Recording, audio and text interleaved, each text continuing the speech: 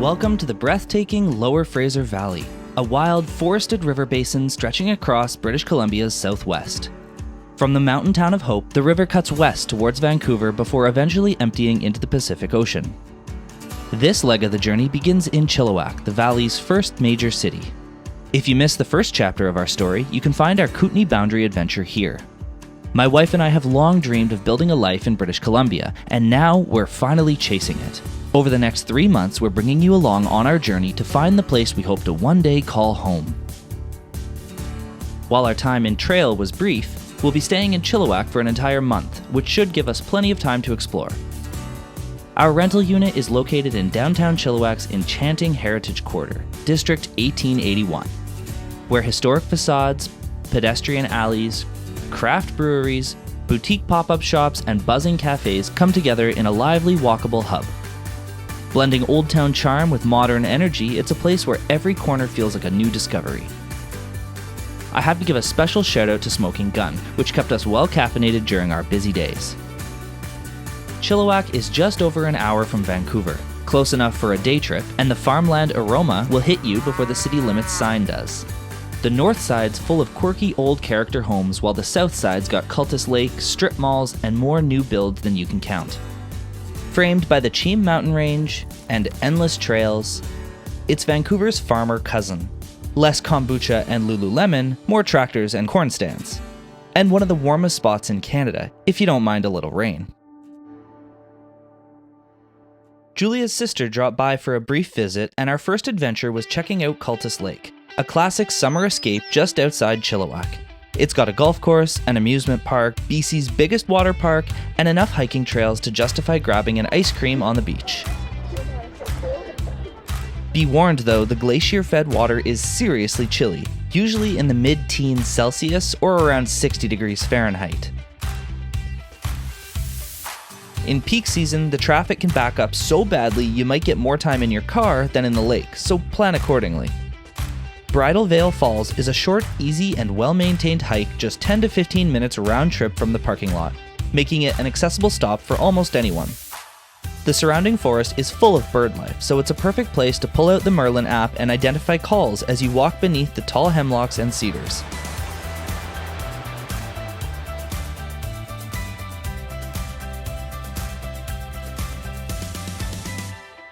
The waterfall itself plunges 122 meters or 400 feet over a smooth rock face, creating its signature veil-like appearance.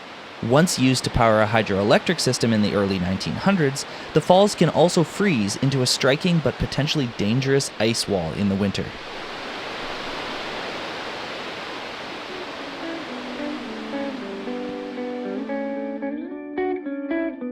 We went on yet another hike at Cheam Lake Wetlands.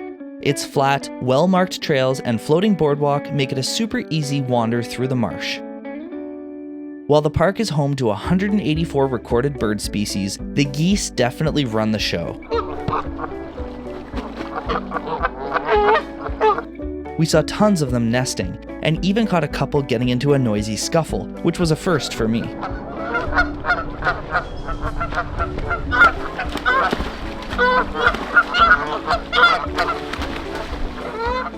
This entire 107-hectare site was once dredged for marl, and if you don't know what that is, neither did I, but it's basically fancy mud for cement. Since then, it's been restored as a regional park in 1990, and today it's a thriving wildlife haven.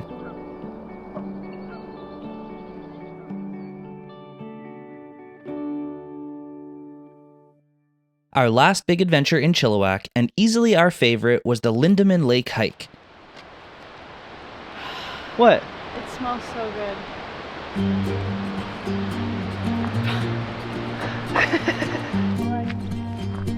We actually did it twice. Once midweek when we had the place entirely to ourselves. And we did it again on a weekend when it was packed with Vancouver day trippers blasting music and leaving behind more trash than a raccoon at a campsite. The trail is short, just over 3 kilometers round trip, with a few steep scrambles over roots and rocks, but it's manageable and feels like a proper moderate hike.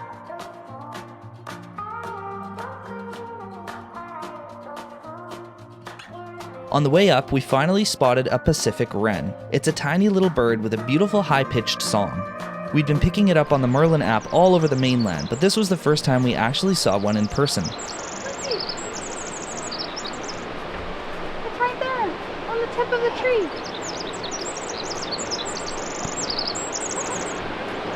A Pacific Wren! The payoff is the lake itself, set in a steep mountain bowl with ridges towering all around.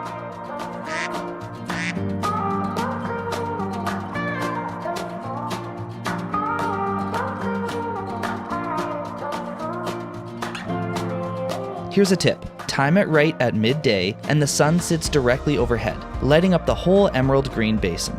But come earlier or later, and one side of the mountain bowl will be cast in shadow.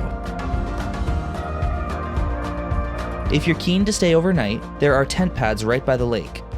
Or you can keep going deeper into the valley towards Green Drop Lake. On our second trip, we pushed about 15 minutes past Lindeman to a beautiful lookout, where a curious stellar jay swooped in to say hi.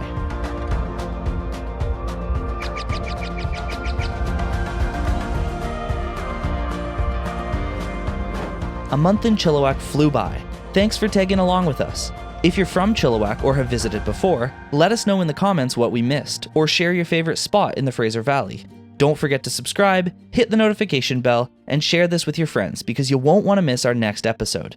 We're heading north to Vancouver Island, starting with a bear watching tour in Desolation Sound, then a kayaking adventure at Orca Camp in Telegraph Cove, where the wildlife goes far beyond just bears and orcas.